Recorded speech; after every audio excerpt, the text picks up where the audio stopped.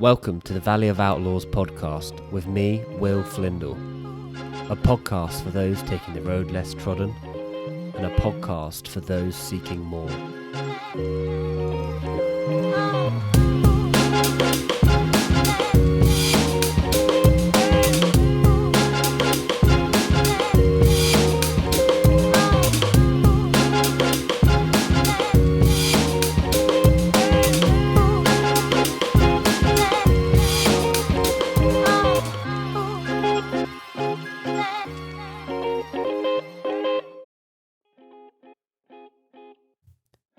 Welcome to the Valley of Outlaws podcast with me, Will Flindle. On this final episode of Series 1, I am joined by Ed Hiscox. Ed is a director of photography who has worked with many brands globally in the commercial cinematography space. What I love most about this conversation is I found a man with an obsession. Ed has an obsession for photography, for understanding how to capture the perfect image, how to record the perfect video. It's not seen any clearer by the fact that he carries a camera everywhere he goes. He will never miss an opportunity to take a camera because he doesn't want to miss an opportunity to capture that perfect shot. And he's not doing these photos for anyone other than himself. And that's what I take most away from this. Ed is someone who is committed to his passion for himself. He's committed to learn, to improve, to test himself, to understand how he can get better. And day in, day out, he practices his craft. So I hope this episode can connect with those of you who also have an obsession and can give you the hope that you can make that into a reality, a working place for yourself. You can build that business you want to build around that obsession. And hopefully it will kickstart you on your journey. So, without further ado, let's begin. You are outlaw number 7. Ever been called an outlaw before? Never been called an outlaw. How does it feel? It feels dangerous. It's dangerous, isn't it? Yeah, it feels dangerous. It feels dangerous. This is really cool for me because no one will know, but obviously we've known each other probably since we were 4. And one thing which I thought what I thought was so interesting about having this conversation is we've pretty much gone through very similar steps in life in terms of education, growing up in the same area, probably having similar circles of friends, and both kind of ending up being creative, working for ourselves. But without really knowing each other, actually tracking each other's journeys. So for me, this is a catch up. This is a dig deep, find out what it was which drove you in these directions, and trying to, I guess, really understand and help give people a kind of a blueprint for if they want to go in similar directions, where the steps you took and the hurdles you got over. Sure. So I think it'll be hopefully really insightful and really cool. That sounds good. But as always, I'll start with the first question, which is for everybody. Tell me who you are, what you do, and how have you got to where you are today? Starting with some hard questions. The easiest one to answer is I'm Edward Hiscox, and I'm a director of photography or cinematographer, whichever one you fancy calling it. How have I got, without being cliche, like through hard work. Yeah. Through hard work and passion, I guess. It was never really an option for me not to make it, or not to be who I am, and not to get into this career path. Yeah, I guess we'll touch upon it later, I'm sure. But yeah, I think when you have an obsession and when you have something that you are passionate about to the point where you think about it every day, non-stop, and it's the first thing you think about when you wake up and the last thing you think about when you go to bed, it becomes, I guess, like a relationship, like something you can't be without. And that's how I feel about cinematography. So how did I get here? I guess, yeah, just through like learning and developing and spending time. And like with any skill, you have to do 1,000 hours or 1,000,000 hours. I can't remember how many it is, but you just have to constantly be doing it. And whether it's, professionally and you're being paid to do it, or whether it's as a hobby and you're just going out on your own and taking photographs or filming things, it's just constant. You have to be able to do it constantly and learn constantly. And I guess that's that's what I've been doing and I'm still doing. And it's still very much part of the journey for me now. I'm by no means finished. I'm by no means, complete in my task of becoming a director of photography. And I don't think I ever will be. I'll be doing it until I'm in the grave. Awesome. Yeah. Love that. What's interesting was this whole idea that it's a learning curve for you as well. It seems like at moments of solitude to really kind of understand what it is you want to do, and that kind of passion for it grew from just you being you and growing into that person you wanted to become. Talk about that a bit more. So at what point did you kind of feel, let's say, confident that you were able to actually do this as a career path? How long did it take you to get to that point where you're like, actually, I've learned enough, I've done enough hours, I'm confident being a director of photography? I don't think I ever did, to be honest. Okay. I think there's always a level of bullshitting. Interesting. And I guess having the you have to be confident in yourself. Whatever you do in life, you have to be confident enough in yourself to believe that you can. Mm-hmm. And that is, that works across any career path. But obviously there is always a level where someone says, can you do this? And you might not be able to. And that's the decision you then have to make is, do you say, yes, I can, and then learn quickly on the job and just make it work? Or do you say no and you cower away and you sort of, but then I guess either way, whichever one you do, I guess it's not necessarily negative either way, because if you say no, you can always go away and learn. And next time someone asks you that question, you'll then know. Yeah. But I've always been someone that has just said yes. Is that been through school as well? So yeah, anything thrown at you, it was like, I'll give it a go. Yeah, I'll give it a go. Why not? What's the worst thing that can happen? I guess now with the jobs that I'm sort of working on, like there's quite a lot bad that can happen. Yeah, responsibility now. Exactly. But there's 24 hours in the day. Yeah. And, it's not like someone's coming up to me like in the moment and being like, can we do this? Normally I've got time to prepare. I've got time to research. I've got time to learn things as best I can, talk to people that I know, pull upon, people that have experience and might actually know how to do it much better than I do. So what is it about cinematography, photography that was the connection for you? What was that kind of thing which it just felt right? Oh, that's a good question. I think that I think it started with an interest in just cameras, and the actual like different types of cameras. They're things you can collect. They're fun. Everyone's different, different lenses, different bodies, different accessories for them. Different film stocks if you're shooting film, different digital sensors, like different color output from. There's so many different cameras in this world that do many different things, and I've always had an interest in the tech side of cinematography or photography or whichever one. And it shows because I have a vast collection of cameras that I just love to keep. And I actually think more so than the visual side, and some people will say, oh, I was just drawn to, creating beautiful visual images and making amazing photographs and, capturing amazing scenes on film or on digital. But for me, I think it was more so just an obsession with cameras and the actual technology behind the filmmaking world. Yeah. And still to this day, like I just love, the tactileness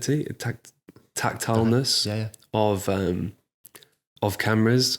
So I think that was probably the original draw, was going through my dad's sort of study and going through my parents' old cupboards and finding these old film cameras and thinking, oh God, does this work? Buying some old film stock and running some film through it and overexposing or underexposing almost every frame, but then learning from that and getting a sense of satisfaction from taking a good photograph. And that was kind of where I think the passion started.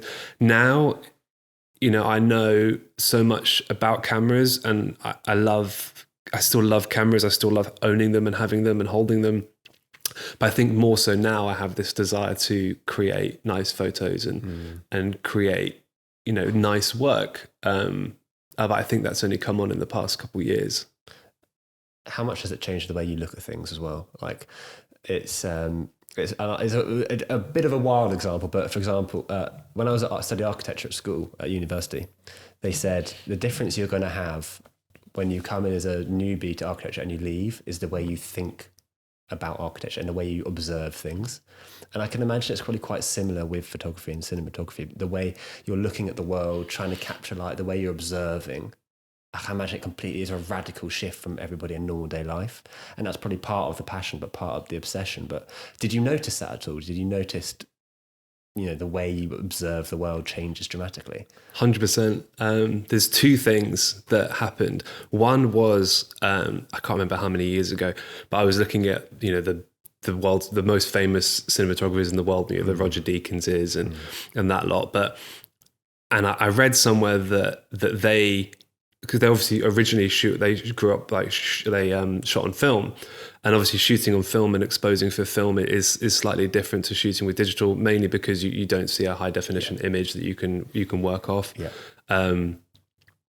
So they have this skill set that maybe like modern day sort of cinematographers lack, which is to be able to understand light and know how to transition physical light you see in the real world into camera settings, and how to use light essentially, and what the camera is going to see and how to pick that up. So I took that really sort of personally, and then I went through a stage, and I still do it, where I guess like camera settings. So I'll go into a room and I'll be like, oh, like, so the light coming in through this window, like what do I think is the camera settings I would need to get? And if normally I have a camera in my hand, so I will like guess the settings and be like, okay, well I've got 400 ISO film and a shutter speed of 125.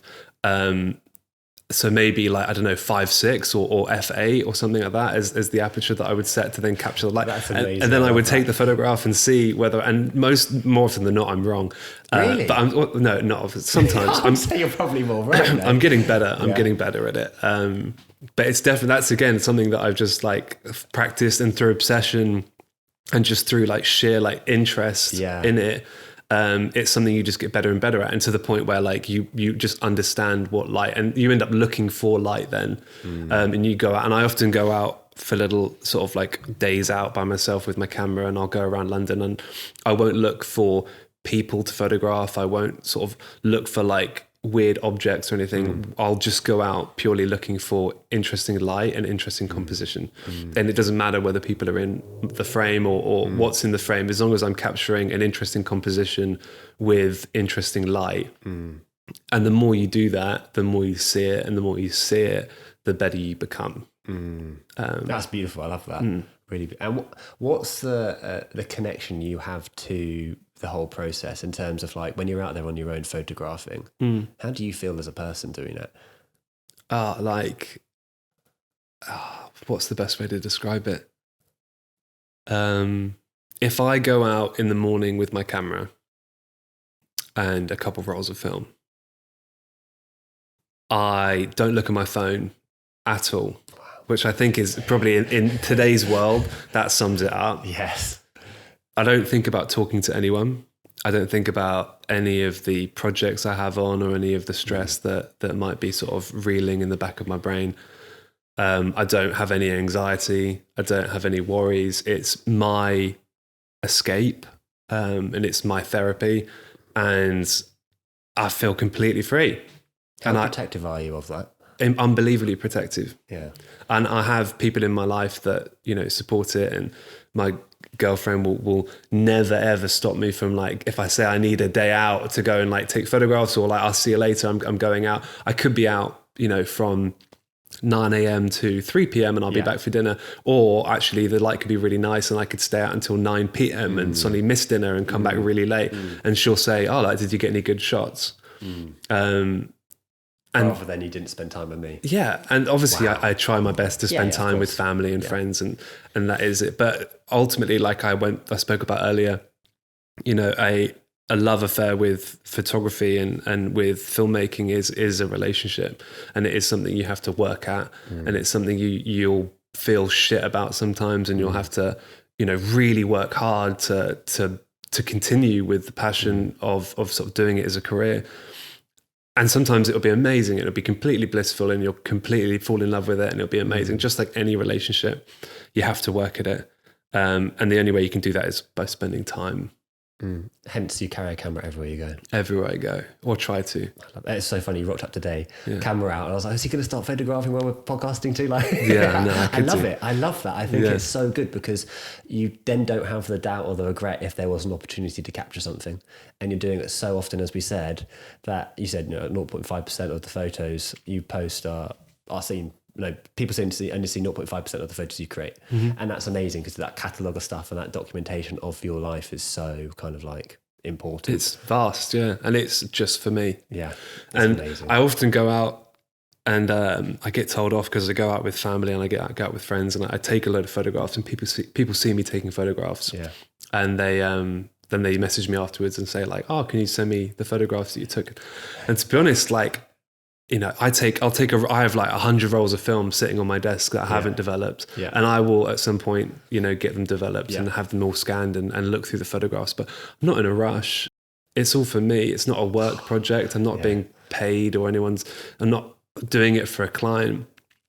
So sometimes like someone will ask me for a photograph and I'll say, okay, I'll at some point when I completely forget to give it to them. And they get really annoyed because what's the point in you carrying a camera if you're not going to like share the photograph? And it's because they're for me. Yeah. They're not for anyone else. They're for me. I don't care about anyone else. I just think that sounds really bad. No. But that's actually amazing because what that's showing is connection to this art. It's a connection to yourself. It's a way for you to also look after yourself, treat yourself, and actually find fulfillment in parts of life, which a lot of people don't have. They don't have that kind of passion, that thing they do for them. They do a lot of things for other people or for what they think other people think they would be like if they do that, and you don't care. And that's like a superpower. Like it's a superpower because I don't think I can count people on my hands that I know who have that ability to do that and not worry what people think. Like we're born in a time where we're judged from being at school. We're graded how good we are in a class, or that we're in competition all the way through school. And it's just inevitable that you see that with the world and you start judging the world. Like, how's this treating me? And people start judging people when they don't do that and go against that kind of normal way of living. So that is to be praised, that kind of thing, I think. I think it's amazing.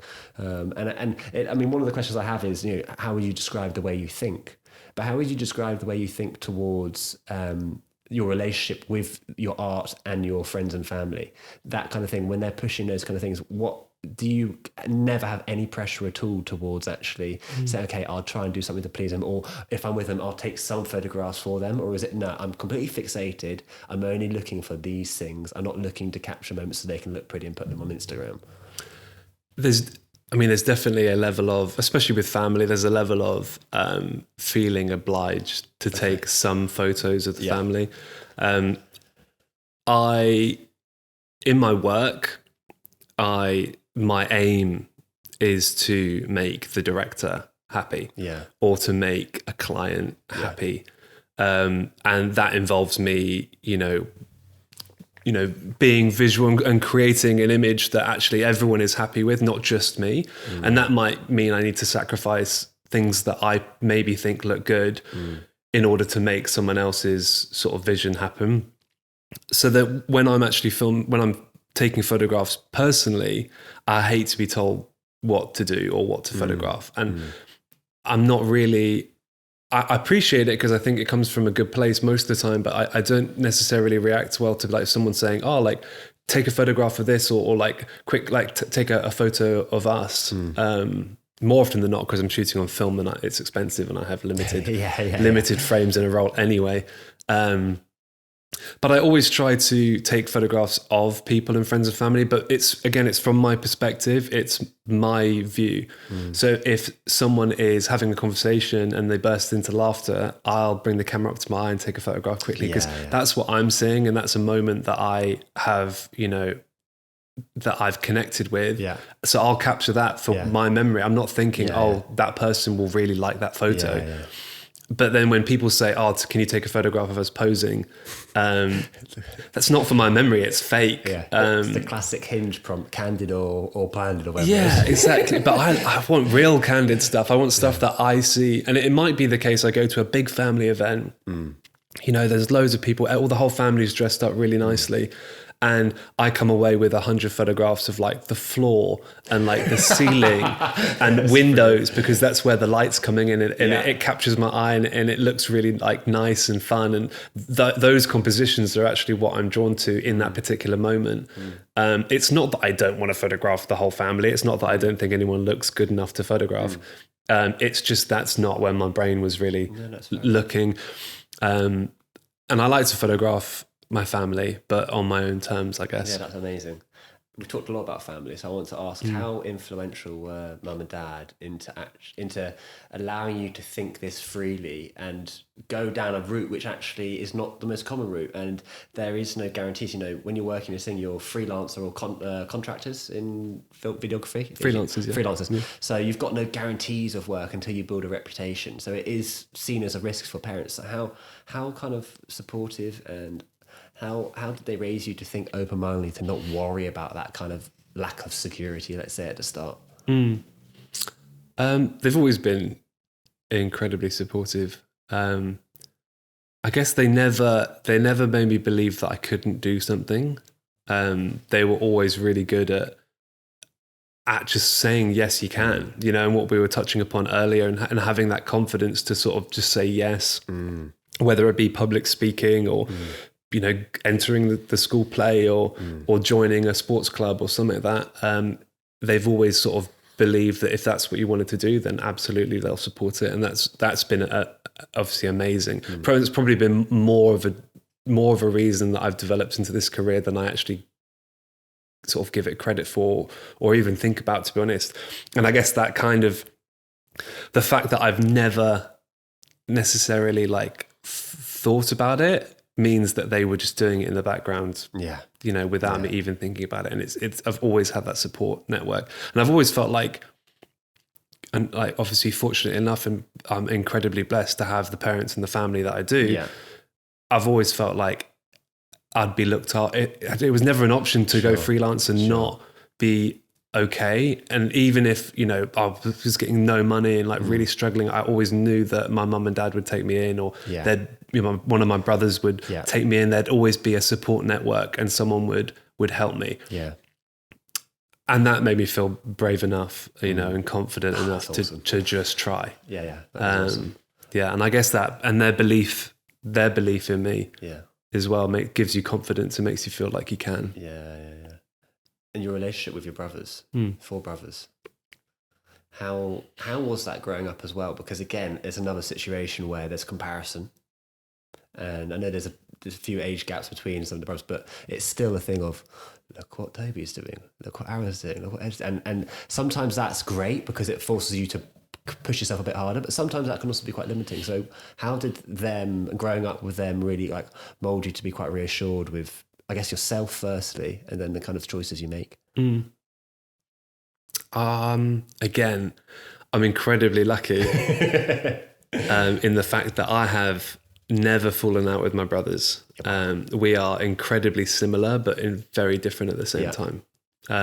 When we were growing up, we were, all obsessed with films and movies, and I guess that whole genre, the whole medium of life, like the film sort of world, we were all obsessed with.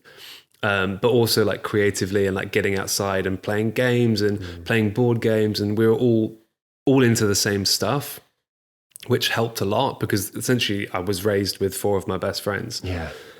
And I'm still best friends with them. And there has never been any comparison. There's never been any like, I guess like negative thoughts behind like what someone else is doing or why are they doing that and I can't. I've never ever had that because thankfully we've all, gone into paths that we love, and we've all become fairly, successful in the areas that we've entered. Yeah. Which is we're just incredibly blessed to be able to have done that. But because of that, there's never been any, what's the word? Like negative thoughts. Okay. Towards like what anyone else has been doing. It's just been pure support. Amazing. And how does that trickle into school? I'm really interested in school as well because friendship groups when you're younger, you kind of paired with people because of similar backgrounds and you're in similar times, and then it's very easy to move away from those people. How was it for you in school as well? When obviously having brothers helps a lot, I think, in terms of actually doing it. For me, I have a younger sister, but being the older child, sometimes it's difficult to be as outgoing because you don't have that confidence being with older people as much. But surround yourself with the right people at school and that kind of thing. How did that kind of evolve for you, I guess, as you grew up, and figuring out who was good for you and liked you for who you are rather than how they could help you? It became very natural. I think I had my brothers and my family. So I had, like I said, I had 4 of my best mates already. So that I guess I didn't feel much like pressure because on the weekends and things, I was just happy to hang out with them. During summer holidays, I would just hang out with my brothers. And we would all do stuff together. And that in itself took pressure away of having to have friends and having to go to parties and, having to keep up this appearance so that you remain the cool one of a friend group or whatever it is. I didn't need that because I already had that support network. Having said that, I'm again very lucky to have a group of friends that I met in sort of reception 1 at the age of 4, and I'm still best mates with them today. And again, they've all gone into completely different career paths, and they're all doing completely different things. But we grew up and we formed ourselves and our sort of personalities together. And I'm still friends with them today, and I still chat to them on a daily basis and see them as often as I can on a weekly basis. What was the question? It was about your brothers obviously helping you kind of find the right kind of friends and actually being in friendship where you had proper connection, where it was, people who were good for you rather than being with people who, when you're at all boys school, that kind of thing, you kind of go in groups. It's very easy to get into groups and dragged into positions sometimes and be led by one person and then go in groups which you're not necessarily comfortable with doing. And I think sometimes in your situation as well, having a strong relationship with your brothers enables you to recognize what your boundaries are probably a lot more as well, because you can challenge your brothers more easily than you would do your friends. Just that kind of thing. Completely. I think that again, all of my friends, if we just set my brothers aside, all of my friends are what's the word?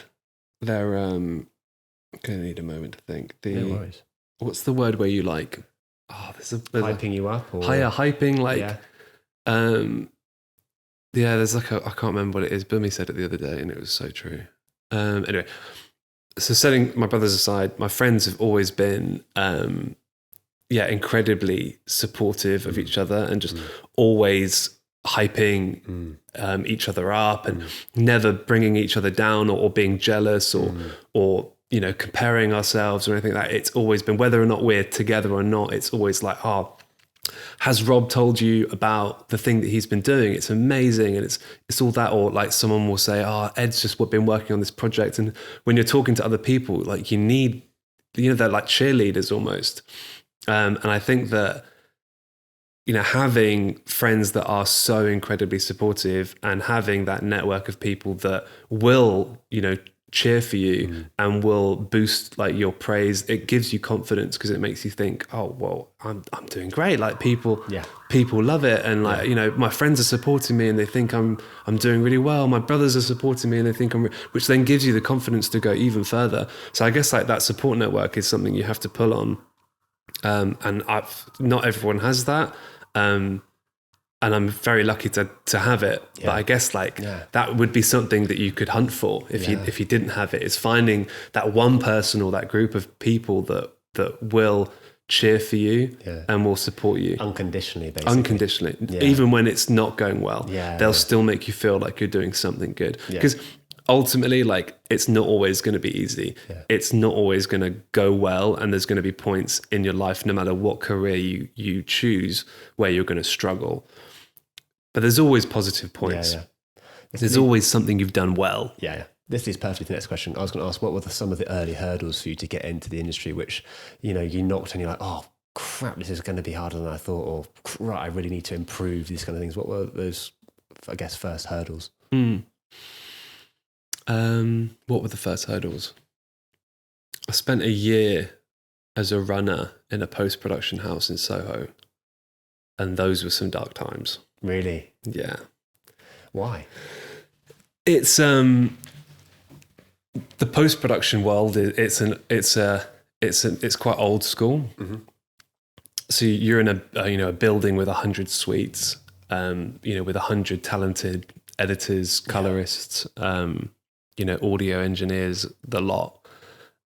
And as a runner, your job is to make sure all the clients and make sure all the staff that are working there, have coffees and have their food and lunch and things. And I'm not going to mention the post house I was in, but and the actual people that worked at the post house were lovely. Yeah. But the actual job of just day in, day out grafting and going and there's 100 flights of stairs or something. Yeah. And it was just going up and down the stairs with coffee and going out to get people's lunches from 5 different restaurants and then coming back and then plating it all up. And it was a lot. And at that time, I'd just come out of university and I had this vision of myself, being, Roger Deakins and that just wasn't ever going to happen. You had to start from somewhere. But actually in that post house, I learned a lot. Yeah. And I chatted and made friends with a lot of the staff and learned a lot about, the coloring process and editing and onlining edits. And they're all incredibly talented people that have worked their way up the ladder as well. And then from then, I was actually lucky enough to make a decent friend from a previous work experience that I did at Universal during university. And I got in contact with him and he was part of a startup agency in East London. Cool. And thankfully he rescued me from the post house and he brought me in as a kind of editor, videographer into the agency. And I was, the 8th person to join or something. And that agency did incredibly well. Again, I won't mention names, but it did incredibly well and is still doing incredibly well. And it became like a second family being in the agency. And I learned a lot. I had to learn on the job because they were getting bigger and bigger jobs. And I was getting more and more and more responsibility. Certainly more than I thought I'd be getting at the age that I was. How old were you? 24, 25. And I started, so they'd be doing a project for Adidas or something. And that instead of, hiring a 50-year-old director of photography, they'd just be like, oh, Ed could do it. Wow. And again, it was that belief system and that I maybe a bit of a confidence aspect of it from my part as well, telling them that I could. And then very much learning on the job, but having the support of some of the older people in the startup company helping me. One guy in particular, Dan, was just incredibly supportive and just pushed and made sure that I was doing stuff and was trying things that were definitely out of my comfort zone. And that made me then to want to try new things, for the next project, say, okay, well, let's shoot the next project on 16mm. Never shot 16mm before in my life, but go get a 16mm camera and I'll learn how to load it and shoot it and expose for film and things like that. So it was very much learning on the job. That agency skyrocketed and is still going up and becoming one of the biggest in London at the moment. Wow.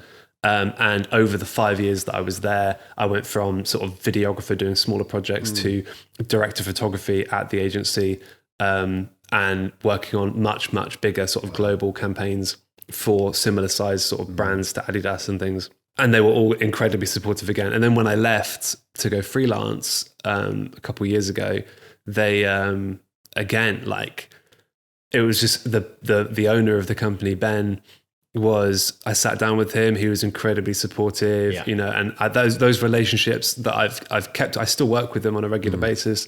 And they were just very, very supportive. And I was fortunate again to find a group of people that were there, and were happy, happy for me to succeed in my own way and not, bitter or anything like that I was leaving. And it's nice. That exposure is so interesting because it's really sink or swim. And a lot of people, and a big word which is always thrown around is imposter syndrome. Do you have no kind of feelings towards what, okay, I could do this, but what the hell am I doing here? Like, I'm gonna have to really like pull this out of the bag to make this even good. Like, there was no kind of self doubts at all. I always have self-doubts. Less so about when I have a job, I never doubt whether or not I can do it. My doubt normally comes in once I've done the job and I see the finished output. Oh, really? And then I'm hypercritical of my work. I still do post my work on Instagram, yeah. and I post my work on my website and things because I need to be able to grow my business.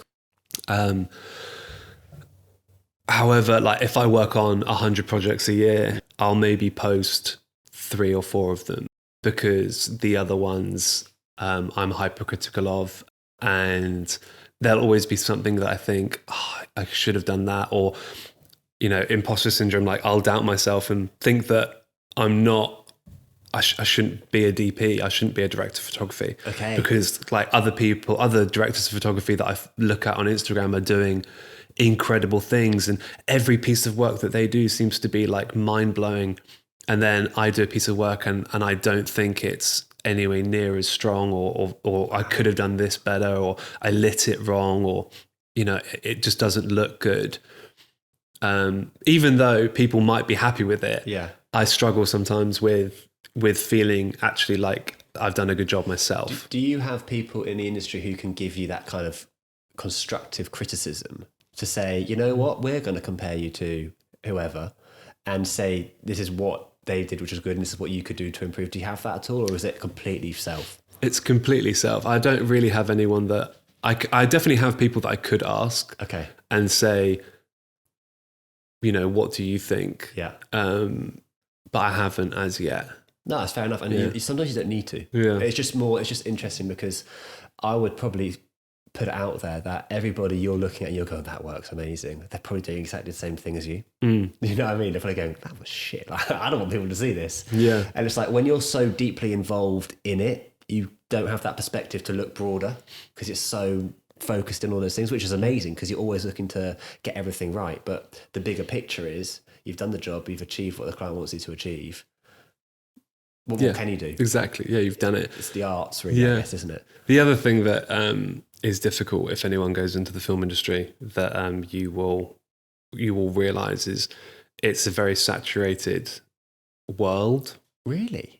So there's a lot of incredibly talented directors of photography or DOPs in London. A lot of them. And more often than not, I'll be put forward for a job from a production company and I will be one of 3 or 4 or 5 DOPs that they're suggesting to the client. But the production companies always have to get in contact with you to like make sure make sure to see if you're free beforehand, of course, which is obviously just common courtesy because they want to make sure that you're free before they put you forward for a job. And it's great, to be one of 4, one of 5. That's, I think, like you have to realize in that in itself is an achievement to be out of 1,000 DOPs in London, 100%, being put forward for a project as like one of the 4 or 5, that in itself is great.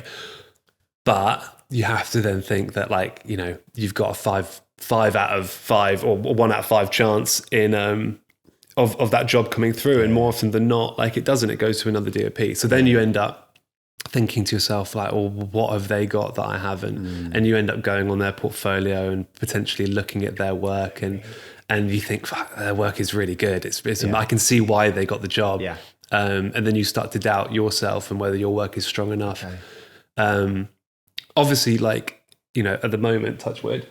Looking forward. You're looking forward. The work is coming in and I'm still lucky enough to be working on projects and things, but you do think in the future, like what happens if work just stopped coming in? So how much do you think you have to kind of keep evolving the way you are working? And obviously there's so many new technologies coming in. There might be a point where they're going to get robot photographers to kind of like hold the cameras, like you just working on a screen. How wary are you of that and making sure you're always at the front cutting edge of that kind of technology, I guess? Is it maybe looking at latest cameras, or is it looking at latest lighting, or is it looking at latest ways of production? We're just throwing a few out there. Yeah. I think that it happens naturally because, the industry is so creative that by the time a brief gets put on my in my lap and I'm reading a brief, 10 or 20 creatives have come up with that brief, and they're normally thinking about the latest technology and latest new ideas that they can show to their clients. So they're already kind of doing the thinking. So actually, by the time I'm reading a brief, like there might already be a piece of technology that they're asking to use. It's then my job to then work out where and how, and how we use that technology, or even what they've come up with, whether it's feasible. A lot of the time they'll come up with ideas and things and it'll be like, well, that's $500,000, that's 500 grand's worth of like equipment and like stuff like that. It's like, how are we gonna do that with the budget that we have?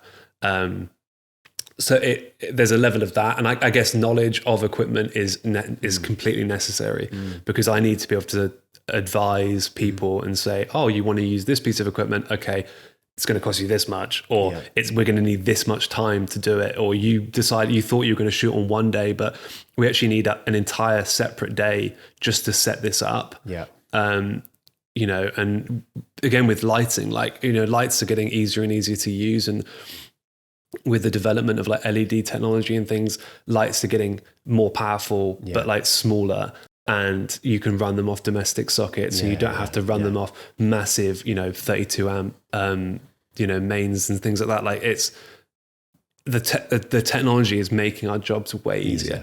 It's making what would have been a 40, 50 person crew down to a 10 person crew, because the technology is much easier to use and smaller and just more considered, I guess. Wow. I mean, films and things, obviously the world I live in, this is for, not really for features or anything.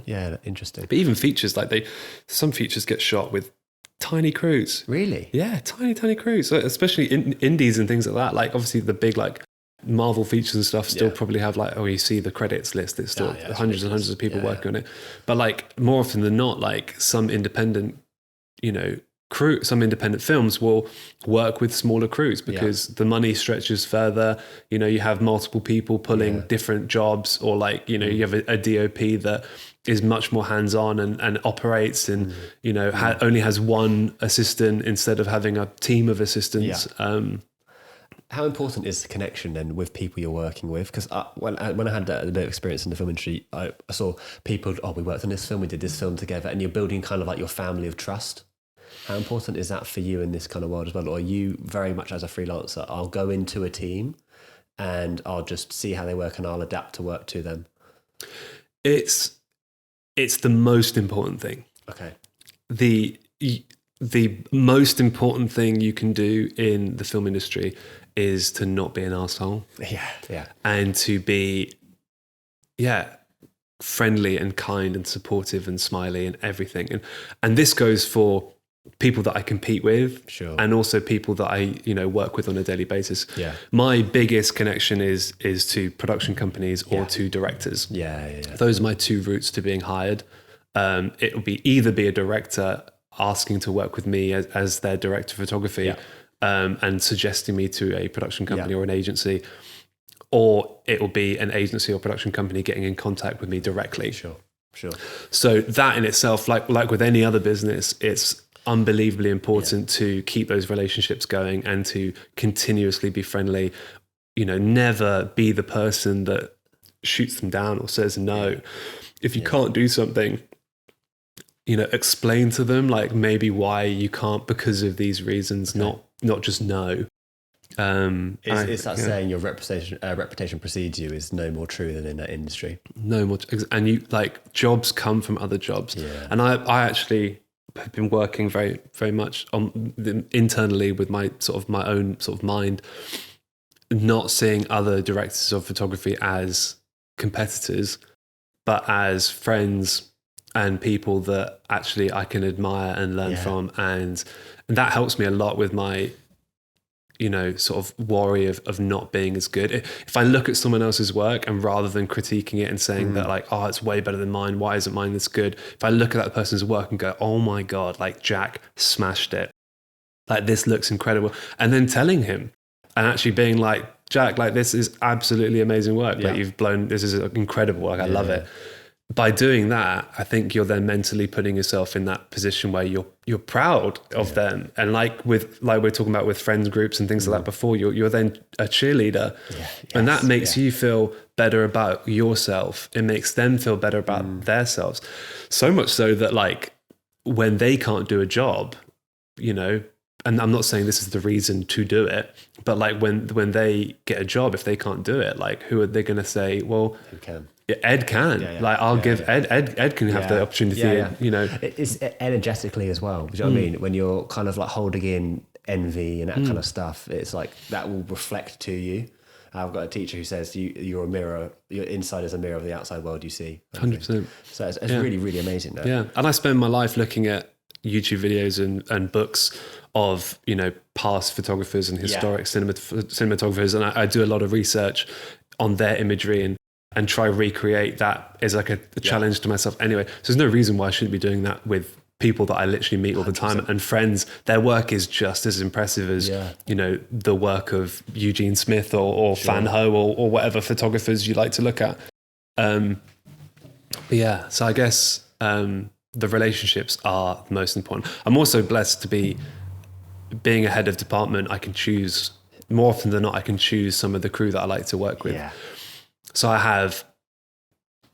they're not even crew, they're not colleagues, they're just purely friends now. Yeah, when I get put forward for a job, I get to choose friends and I get to choose the people that I work with. And I have unlimited respect for them. And it's an absolute pleasure to work with them. I trust them with everything, you know, not just to like be decent because they're representing, you know, if I'm working with a client, like I bring on a team of people, all of them are loosely kind of representing me to the client. They can make me look bad or they can make me look good. And more often than not, they always make me look good. How much do you learn from them? Because sometimes in these kind of roles where you've got that superior, you always think, oh, I'm going to learn so much more from the person up. But really, like, I always think a good leader is someone who learns from the people below and is from that kind of bottom-up approach, understanding the way they are, the way they think, how they kind of are making decisions. So I presume they probably teach you so much about... But like huge amounts. There are things that I have absolutely no idea about. Really? That like, you know, my focus puller will like, Mike will like, you know, pick up on a camera setting or something like that and be like, oh, like you should do this or we should do this, or he'll change something that I completely missed because in the moment I was thinking about something else and he'll completely save my ass. But I guess that's, you know, partially his job is to make sure everything flows perfectly. But also, it's just nice to have people that sort of support you. But I learn a lot, you know, and the film industry is, I don't know, maybe not the most collaborative, but certainly like one of the most collaborative industries in the world. And everyone leans on each other and the job can't get done without people collaborating and working together. And it doesn't matter who you are, whether you're, you know, a second ACO camera trainee or a Spark or whatever it is. Like if you've got a view, like I think as a, you know, as a crew, like it's your responsibility to make the product, make the end product as good as it can do. It doesn't matter who you are on the crew. Like if you have an opinion or you see something that's wrong, like people speak up and that's when the project becomes better and better and better. So I want to go back to hurdles a little bit.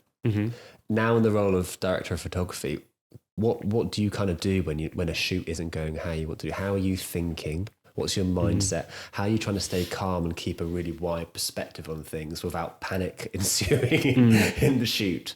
That's very interesting because, you know, experience gives you the ability to stay calm in situations which aren't going the way you expect them to go.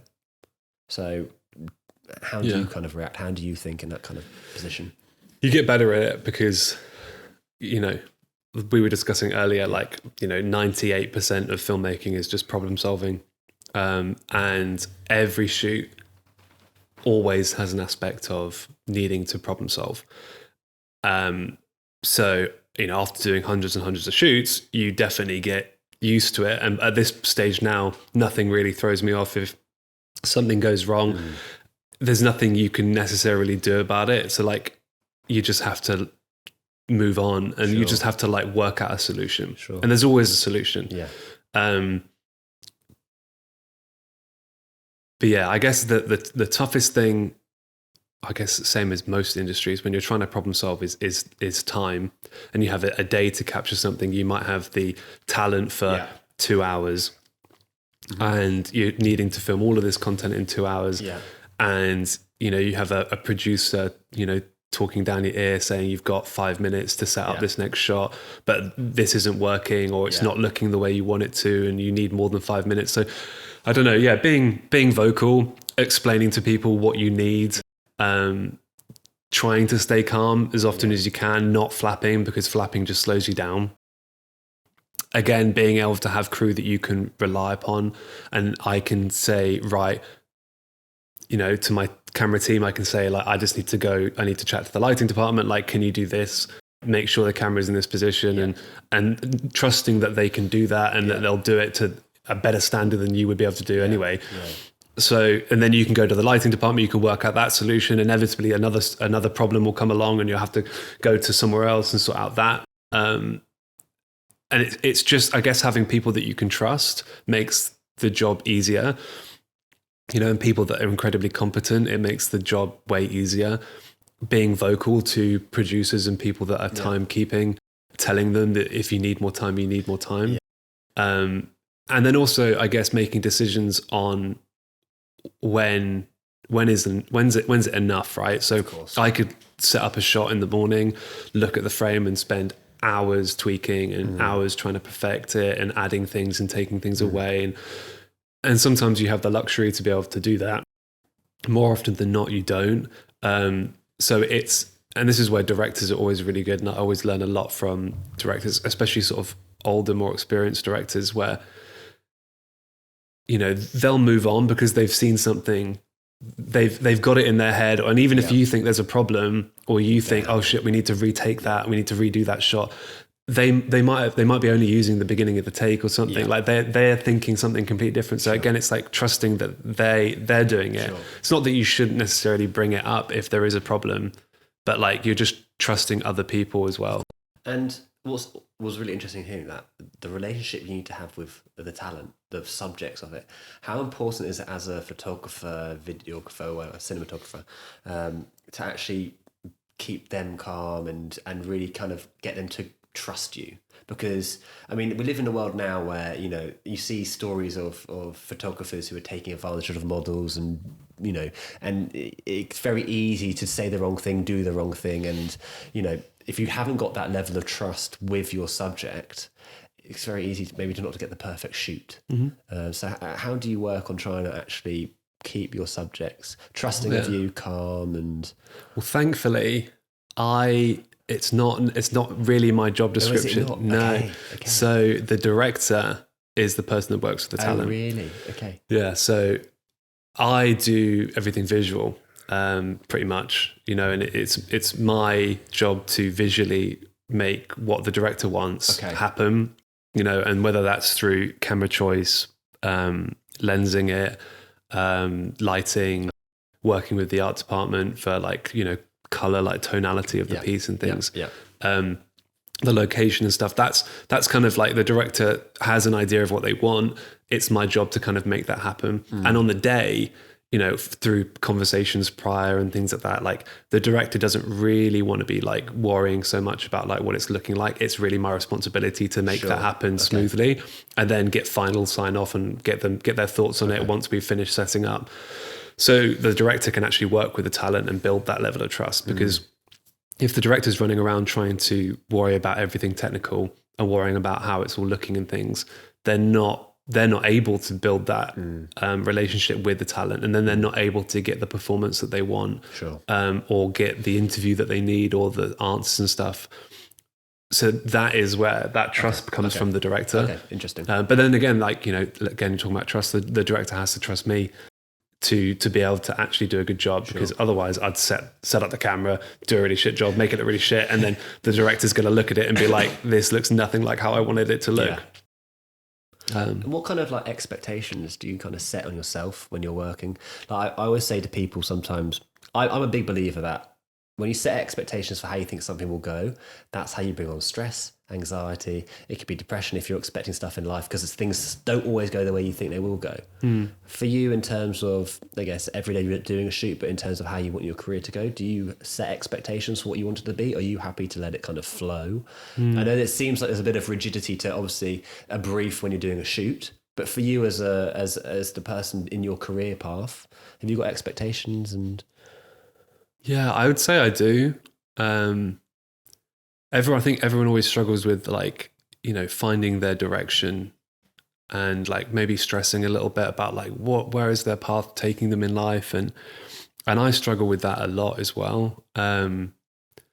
Especially being in such a sort of an industry where like I could go down many different routes, and you've got the sort of feature side of things, you've got the documentary side of things, all that long form. And then you've also got the commercial world, which is where I am more so now, and much shorter projects. There's lots of like avenues that you can choose, and I don't think you need to necessarily stick to one, but you do kind of need to. You can't be a jack of all trades. You kind of need to be a master of like one. To really like nail a career. And some people might say that's bullshit. But in my head, I seem to think that like I do need to actually like choose a path and kind of like really like hone in on that path to make any kind of super successful career. How much do you think about that? So like, again, to get to that position of confidence, was that a lot of thinking? Was it kind of intuition? Like, are you connecting to just instinct, like a magnetic pull towards a direction, or is it thought out, planned, executed? I guess you just do what you enjoy, right? At the moment I enjoy it. This is the difficult thing, is that I still haven't quite found what route I want to follow. Oh, really? No. So I obviously I know I want to be a cinematographer for the rest of my life, but what area of the industry that I really want to specialize in, I'm not entirely sure. I know that like documentary and that sort of real storytelling, long form and short form, like sort of more branded like doc work, it fascinates me. And working with real people, whether it be athletes or sports personalities, people that have experienced things, working with real people is definitely something that excites me the most, I think, at the moment. But it's not to say that in the future, like, working on fictional like features and things like that, like, might be even more exciting. Sure. And it's really difficult to like find that path. And there is a part of me that's like, at the moment, like, things are going well, touch wood. So like, let's just see what happens and see where you end up.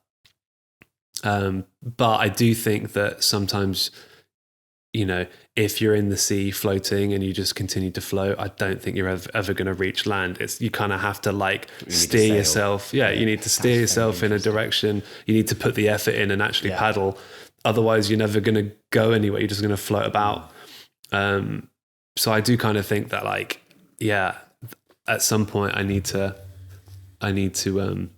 That's so interesting, because last week I joined like a boys kind of like group where we go and talk, and it's like a safe space online kind of thing where we talk about how do you become the best version of yourself. And we use this analogy of you're the sailing boat with or without the rudder. Do you go with the wind, let the wind take you where you want to go, or do you use a rudder to try and control it? And when I was initially going, I was like, oh no, I don't have a rudder. And then one of the guys pointed out, actually, no, you do. You do have to have that kind of end goal. The journey to get there might be windy and different, and not as you think it will be, but you still are going in that direction you want to go in, rather 100%. Than blindly going into wherever it wants to take you. It's a really beautiful analogy, actually. It's really, really nice. And it links nicely to something we talked about earlier, which was, as a thinker, are you a long-term or short-term thinker?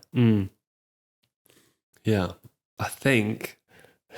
Smile on his face. No, I think I'm a short-term thinker. I tend to be fairly single-minded, and like, so I have a one-track mind when it comes to things. Normally, if I'm working on a project, I tend to just be thinking about that one project. Really? If I'm, I have a particular camera that I'm into, I tend to sort of just think about that camera. Okay. And then after a while, I'll swap it out, and I'll swap that thought process out for another one, which is why I think it's quite easy for me to switch off when I'm sort of doing my photography days.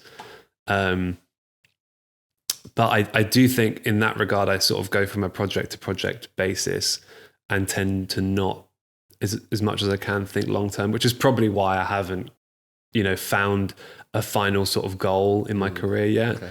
I also don't think I'm experienced enough, or have been doing it long enough to maybe sort of like narrow down an exact end goal. What about with life as well, just with who you are?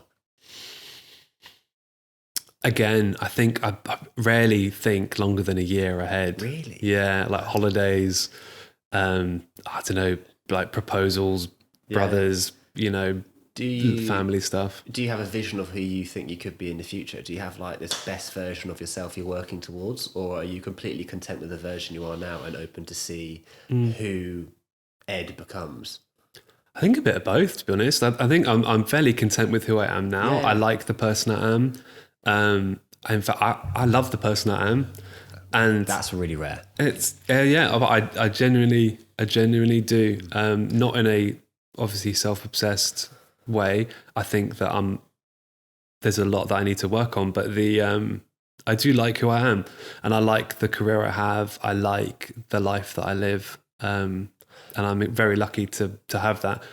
I don't think in the future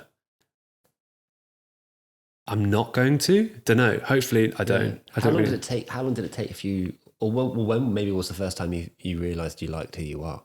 Because when you're younger, it's really hard to. Again, it's one of these things of comparisons. Oh, I'm not like this. I'm not like that. But when was that? When was that kind of first moment where actually, you know what? I don't need to be like them. I'm going to be me, true to myself. I think it has something to do with, I think from a very young age, I've been fairly happy. I think growing up with my, brothers and my mum and dad have always been super supportive, and I have a large family, not just my immediate family, but cousins and uncles and aunties, and everyone's incredibly supportive. I've never felt like I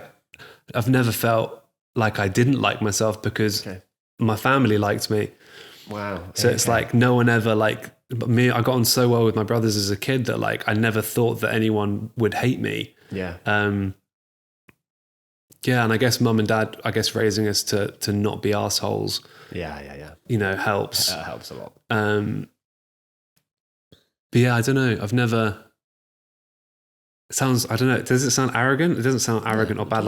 I've never not liked myself. No. I mean, it's the thing is, I personally think in this day and age, it's actually really rare because because of technology, because we've become so obsessed with image. Yeah. And it's too easy to, like what you're doing with your job, the work you do, it's too easy to be critical of the way you look, the way you think, the way you speak, the way you are, the way you act. It's too critical. And all these little niggles can just add up. And it's why you see, I think, I personally, there's a huge amount of isolation in the world. Connection is really rare, people true connection, because of technology and because of our own insecurities. So when I hear that, I'm like, I'm jealous. I'm so pleased for you and proud as well, because it's such a rare thing. I personally think to be in that kind of position. Yeah, it really is.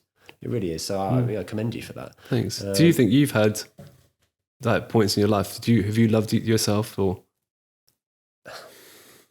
No, I've always been a self-doubter and always not liked parts of me. Visually, the way I was with friends, and only probably in the last only ever since my uncle died, where I was forced to rethink who the hell am I? What do I want to do? That's when it's changed for me, because it's I don't actually care now. I'm here to live the life I want to. I started the podcast. I wanted to do a podcast for 2 years before I started, and I started because my uncle died, and I was like, I'm going to do it, because who knows what's going to happen to me? I might not be here next week. I might not be here next year. And it shifted my mindset. And it's kind of I was broken. When he died for a year and a half, dead. I was numb. That's the only way I could describe it. And then I got out, and I remember writing in I think my phone, chapter 2, this is a new me. I'm building up from this foundation, everything I've learned. And it's that kind of confidence and only looking at the positive stuff. And I have things where I need to improve, and I want to improve, I want to learn, and I want to experience. But I don't have expectation now of who I should be or who people think I should be. And that's like such a release, because it takes away any pressure from actually, I don't have to be good at podcasting. I'm doing it because I want to be good. I want to also be bad at it and get good. I want to go on that journey. I have no pressure to impress people. I just got to like myself and impress myself. Like when I was younger, it's difficult because I think I got very easily caught up into the social groups of like being people who had these insecurities and would judge. It's really easy to get in those circles. Really easy. And comparison in sport, comparisons with the girls you're dating, who's your kiss, that kind of, it's so easy. And it's crippling. Yeah. It really is. It is. It tends to be the people that doubt themselves that then put doubt on 100%. Others. And I think, like you say, you don't have to be good. If you're doing it for you, there's no pressure. Yeah. There's no pressure. Whether it's podcasting, whether it's professional sports or whether it's filmmaking and photography, And there's a really interesting experiment. I listened to Jordan Peterson talk about it. And it's about drivers, what's driving you. And they did an experiment with a rat. They put a spring on the tail of a rat and they put cheese in front of it. And they measured the tension in the spring for the rat pulling towards the cheese. And then they put the scent of a cat behind it, and saw the tension of the spring go a lot more because the rat was running away from the cat more than it was running towards the cheese. So with that analogy, how do you see yourself? Like, what drives you? What are your drivers? Are you running away from something, or are you just running towards something and that's your main pull? I'm definitely running towards something. It's nothing I'm trying to escape or fearful of. There's probably an aspect of fear of failing. Okay. I'm sure like everyone deals with some sort of like fear of failing. Yeah. I guess it's fairly heightened. I don't know. There's a level of, so you do photography for, yes, I do photography for myself. Yeah. And therefore there's no failing. Yeah. There's no, this is a bad photo, or there's no, you didn't make a career. If I had to change careers now to a completely different thing, I would still do photography and it would still be my greatest passion. But there is an aspect of the fact that it is my career. Yeah. And now I've been doing it as my career. In the future, if it doesn't work out, I think I would be broken. Really? Yeah, I think that if, I've experienced something that I'm on this planet to do, and that I find so much like love and creativity in, and I've managed to make a career out of it. And if it didn't work out, I have no idea what I'd do. Wow. And that's kind of scary. But I'm not necessarily running away from that. That's something that I think about in the future, maybe, if I think really hard. But I'm definitely running towards something. I have goals. I have, thoughts, things like that, stuff that I want to achieve. So I'm running towards that with a positive mindset instead of, running away from something from the past. And what does fulfillment mean to you? It comes in many different forms, I think. Okay. I find fulfillment in spending time with the ones that I love.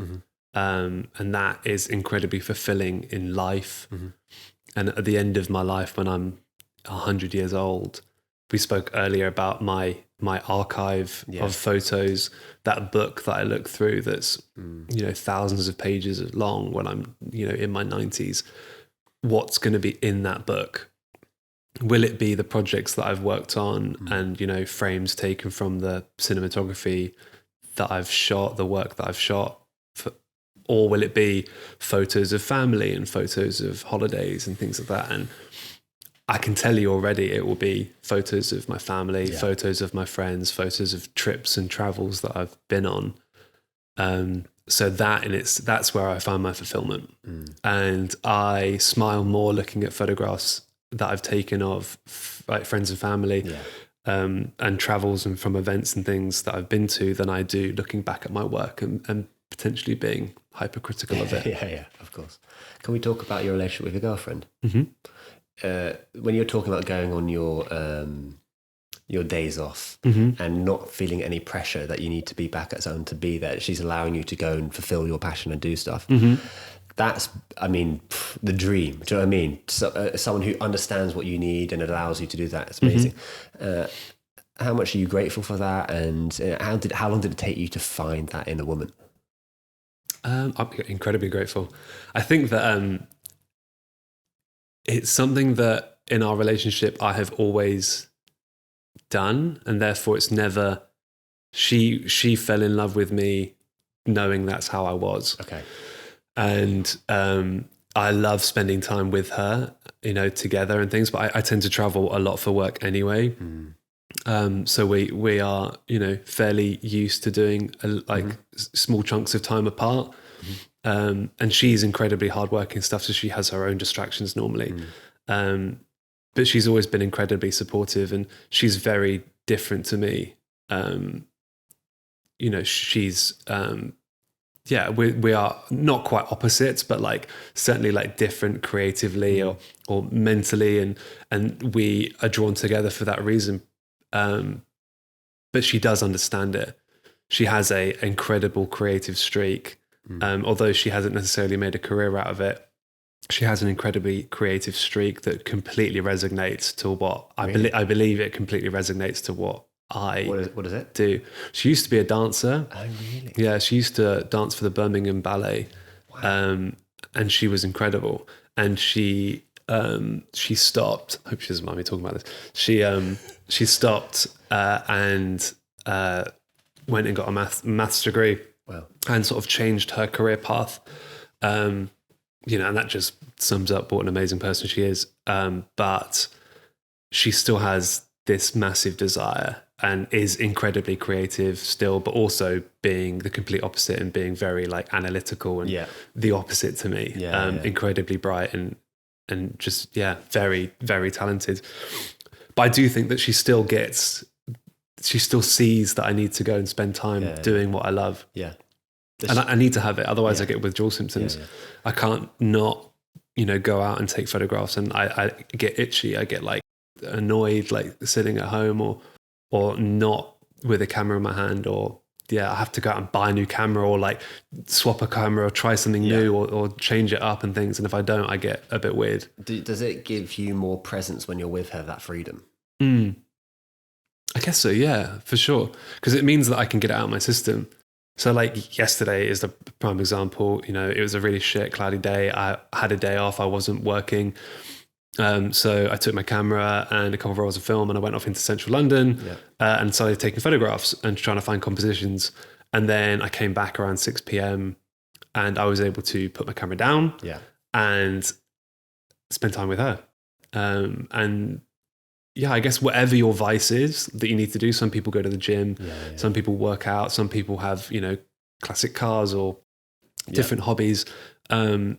And you need to do your hobby because what's the point? What are you working for? If you're not able to then spend time with the people you love or doing the things you love, what are you working for? Even if you work in an industry that is your hobby, you still need to find time to sort of enjoy it in another way. What's the biggest thing she's helped you with? With yourself? She was a big help when I wanted to go freelance. I was working at the agency that I spoke about, and everything was going great. Yeah. And I definitely could have stayed there. Yeah. For years more. Really? Okay. Yeah. And, the agency was growing. I was getting lots of opportunity. But there was always this thing, when I was there, I was only ever going to be filming what they were getting, the work they were getting. I wouldn't be in charge. I wouldn't be running my own business. I wouldn't be finding my own contacts, my own clients. And it was always in my head that at some point I need to go freelance. At some point I need to start my own connections and build up those relationships and start the rest of my life. And she was a big, she pushed me. And at the time we were looking for potentially getting a mortgage, and me having a fixed salary was obviously very useful. And in going freelance, I've now got to wait however many years it is before I can build up history and stuff to be able to get. So we decided to then, continue renting and not get a mortgage. And that was a big sort of moment, and she supported it, and she has been supporting it ever since. So she helped me a lot with that. But she helps me on a daily basis whenever I doubt my work, or Really? whenever I look at other people's work or feel down about something. Like, we're very vocal, and I will sit down with her and just be like, out of the blue, this is how I'm thinking, and I just need to get it off my chest. And I'll talk to her and just be like, yeah, this happened, and this is how I'm feeling, and this is what it's making me feel like. And she'll then, in very few words normally, Really? yeah, just help me feel way better. Superpower, that. Yeah, literally superpower. Wow. What do you think? It might be a slight curve in direction, this, but what do you think is key to a good relationship in this day and age? Because I think that, again, I'm going to go back to this, but I think a lack of connection with people get in relationships for what they can offer that person rather than who they are and really connecting. What do you think is the key to actually finding that person who's really kind of right for you? Because it seems like you're completely, like, there's no doubts, like this is it. Oh, this is it, yeah. I guess, like we touched upon with, any relationship is just communication. I think like that's, if you Google things on relationships, that's probably the top thing that comes up, but it really is true. And Andrew Tate. Yeah. It really is true that like communication is everything. Don't hold on to anything, and just, if you have an issue, like speak about it like there and then, and just nip it in the bud. Yeah. Don't let it grow. Don't let it grow. Holding on to grudges and stuff like that is the worst thing that you can do, because it just like tears you down. So it's just much better to have that argument, like get it out the way. Yeah. And then eventually you just end up communicating before you even get to the stage of needing to argue. Okay. And when you're doing your big trips away and stuff like that, and you're a bit away, how does your relationship kind of deal with that? Are you always in communication, or is it she lets you go and do your thing and then you come back and connect again, or is it? We always speak to each other like once a day at least. It's very like, normally when I'm away on a trip, it's so busy. Yeah. And I'm normally in a part of the world where like, I haven't got a signal, or like it's a completely different time zone. Yeah. So it's obviously very difficult. And there's always an aspect of, if I leave for, 2-3 weeks, however long it is, and then come back, we always have to get back into a rhythm. Yeah. You can't just expect to like come back and everything to be completely the same, because you've been apart. You've literally been separate. You need to get back into that like zone of being together. Yeah. I think as soon as you realize that, then, it's easier. And the arguments you might have when you get back and actually getting back into the rhythm of things, as long as you realize it's because you've been away for a couple of weeks, but likewise, we do have arguments. Sometimes I'll be away and we'll have a phone call and argue, and it's never nice, because it's not easy on the phone to resolve those things and nip it in the bud really quickly, like you could do if you're in person. But she's always very supportive, and she's so busy normally as well. So like those trips tend to work. Might be a bit different when we have kids and things, but it's an element of trust, isn't it, as well? Oh, trust is, I trust her with, everything. I think that, and she trusts me as well. Like trust and communication. Was that instantaneous trust for you, or was it something you kind of took a bit of time to get to know her and then? She's never given me a reason to not trust her. Wow. And I'm not just talking about like, cheating or anything like that. I'm in just everything, like, with her just being there, I've always trusted that she'll just be there if I need her. Yeah. And I know that she feels the same way about me. I think it's, I guess, are the type of people that we are, we're not. Yeah, I guess, one of the reasons why we connected was because we both trusted each other. Yeah, and in the beginning of a relationship, that's something you look for. Yeah. You want to find your best mate, and they're not your best mate if you don't trust them. Yeah, of course. Of course. Okay. Final couple questions. Mm-hmm. What do you think the keys are to succeeding and following your dreams? What do you think the keys are to succeeding and following your dreams? I think you have to realize what your dream is. That's the toughest part. You can't follow your dream if you don't know what it is. Some people are incredibly fortunate to find it and to know it very early on. Some people, it takes years and years and years, and they don't really find out what their true calling is and what their dream is until they're much older. And some people, it might literally be right in front of them and they can't see it yet. Do you think there's people who don't have passions? They don't have a passion? Or do you think everybody's got a passion, they just need to dig deep enough to find it? I think everyone has something they love. Okay. I like to think anyway. Yeah. Romantically, I like to think that everyone has something in this world that they love, even if it's a person or it's, I don't know, like something. There has to be something in this life that you love, because a life void of love is quite sad. And I guess to succeed in it, it comes naturally.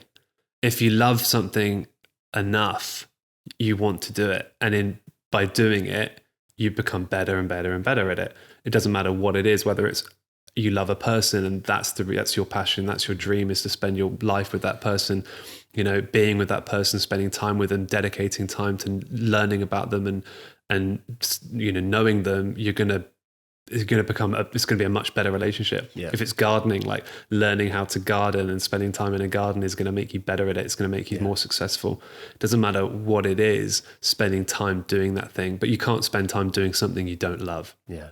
Yeah. So find your dream, find that thing that you love, and then just let yourself spend time doing it and just enjoy it for yourself, not for anyone else.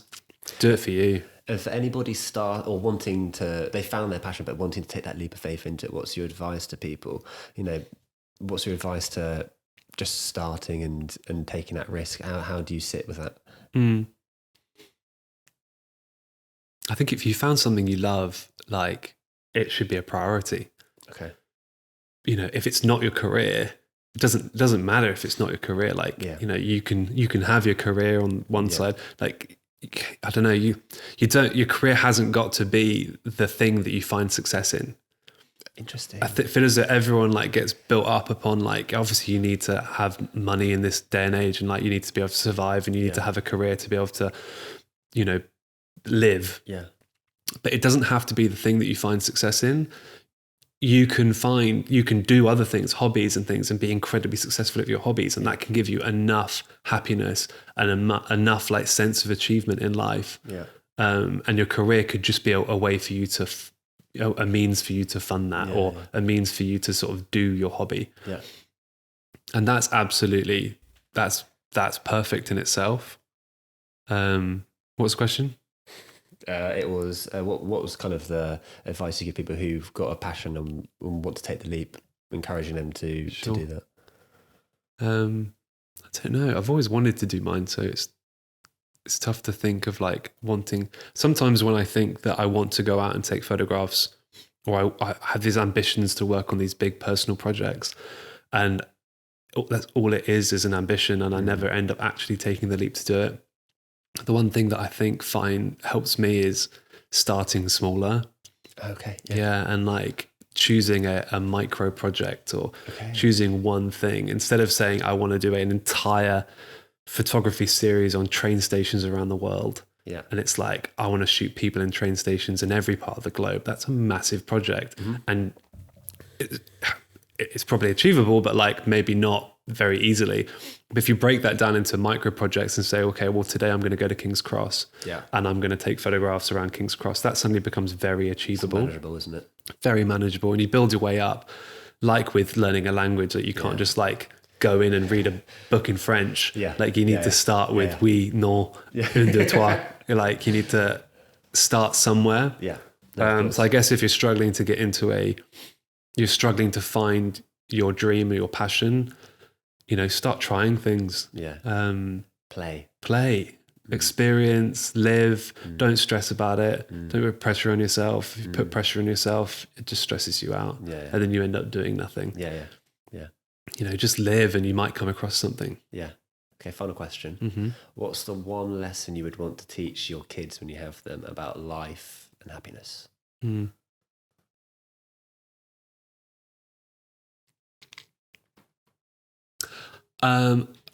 usual, I think it's like, be kind to yourself, be kind to others. It would be a lesson I would teach.